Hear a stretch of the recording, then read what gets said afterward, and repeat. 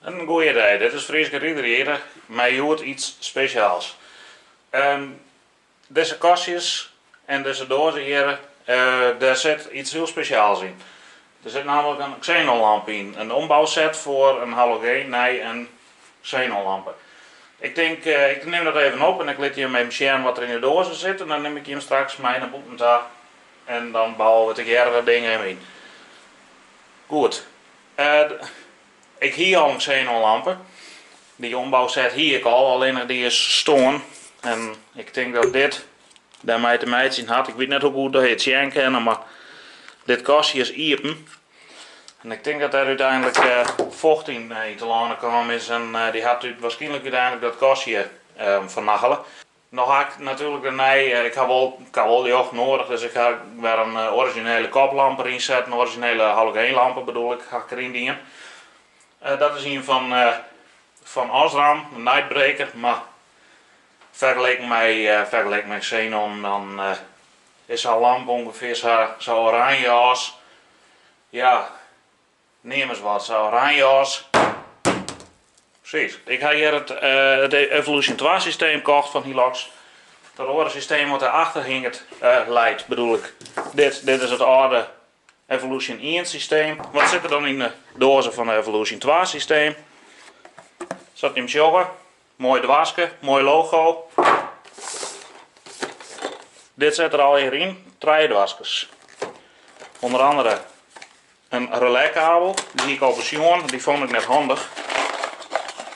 Want dit is een relaiskabel waar je los nog weer stroom halen van de accu. Nou, dat vond ik net handig, want deze hoeft dat dus net. Dit had altijd goed werken. En waarom zou je dan dat verhoren? Dus ik ga even een bericht sturen naar Hilux zelf. En ze zijn dat we wel een plug-and-play kabel. Die ga ik los bij krijgen, zit net in de dozen. Maar je rekening mee houden. Goed, wat zit er nog meer in? De lampen natuurlijk, vanzelfsprekend. Nou is het bij de lampen belangrijk dat je best door net het glas onderuit ziet. Dat komt omdat in de hoed had van nature soeren en dergelijke. En als er maar aan de lampen komt, en de lampen die wordt dan warm, en zo'n lampen wordt warm, dan branden die soeren in op het glas en dan gaat het glas sneller kapot. Maar als er met een bladehand aan het glas is, dan verkwart de levensduur van die lampen. Goed, dat is dan de lampen.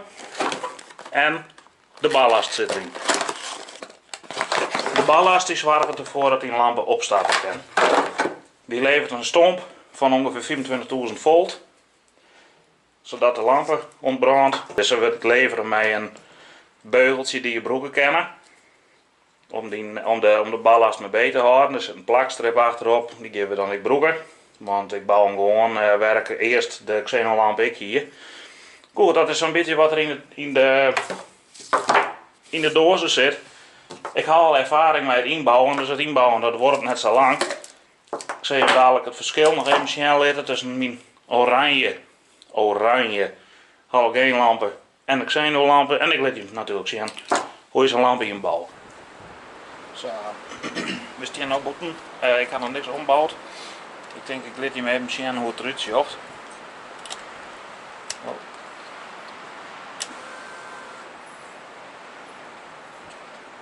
Zoals je hem ziet, vrij geel licht, eigenlijk standaard halogeen licht. Goed, dan gaan we nou beginnen met ombouwen naar de xenon. In het geval van mijn Olde 100 heb ik er specifiek voor gekozen om een plug-and-play kabel te bestellen. Want die orenkabel werd die standaard meeleveren wordt, die maar omsluiten worden aan de accu. En dat is met deze motor echt een crème, dus daarom ook een plug-and-play kabeltje. Ja? Goed, de eerste stap is het loshellen van de koplamp. Zo simpel, ben ik gewoon 3 boutjes. Ik had ze verhoren naar RTS inbus bouten, want ik wie een schroefje kwijt en toen had ik gedacht van nou ja, dan alle 3 de schroefjes maar vervangen.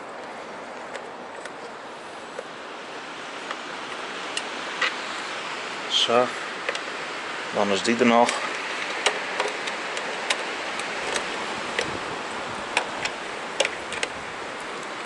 2 lang en 1 kwartboutje had ik me net vergis.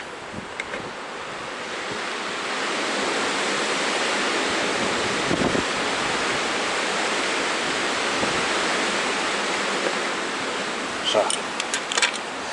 Dan valt de unit er zo uit. En daar weer het hele zaakje op. Goed.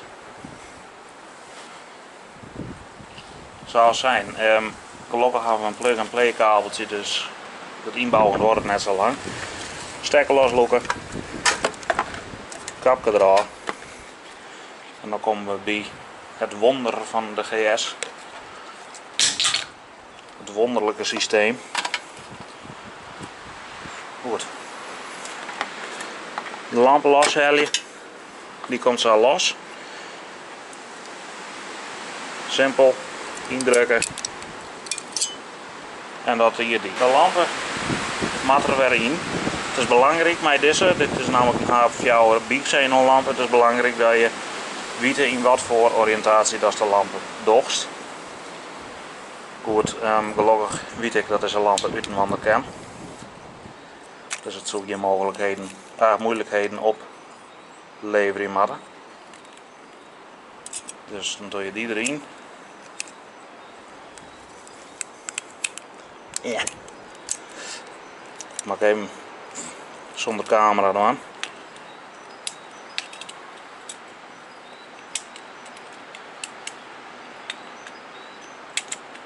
Zo.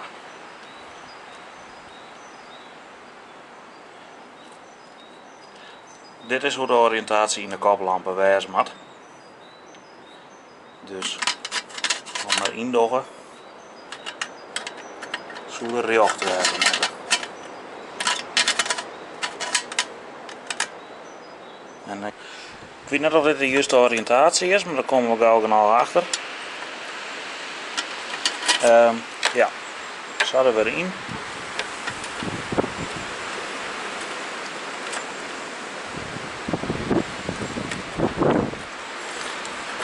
Oei. Ja, ik denk dat het wel klopt. Oké, goed. Volgende stap. Dit is de oude stekker van de halogeenlampen. Die doen we weer tot het gat wat hier achterin zit. Ik weet niet hoe goed het te zien is, maar werd de stekker normaal bij del rent. In principe, deze hoeven we net weer te broeken. Kabeltjes van de lampen zelf. Ik hier tot het gat heen en hier achterin.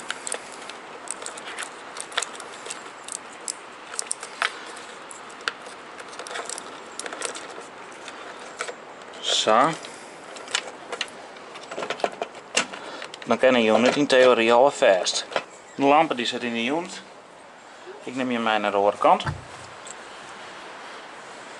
Wat ik zei. 3 stekkertjes.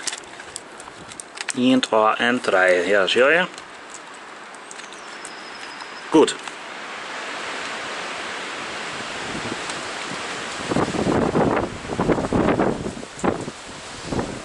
Nou, deze 2 stekkers. Al deze stekkertjes nou, die passen nog maar op 1 manier. Dus je kan in principe helemaal niks fout doen. Zo. Past al maar op 1 manier.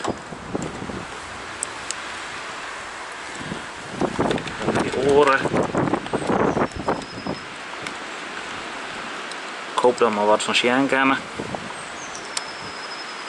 Prik. En dan deze. Deze die stuurt volgens mij het motorke in de lampen aan je op de grilljocht. Zo. En dan heb je die stekker nog. Dit is de originele stekker die normaal zien op de koplampen gaan. Zo. Goed, dan zet ik je maar naar voren. Dan zetten we de motor op contact.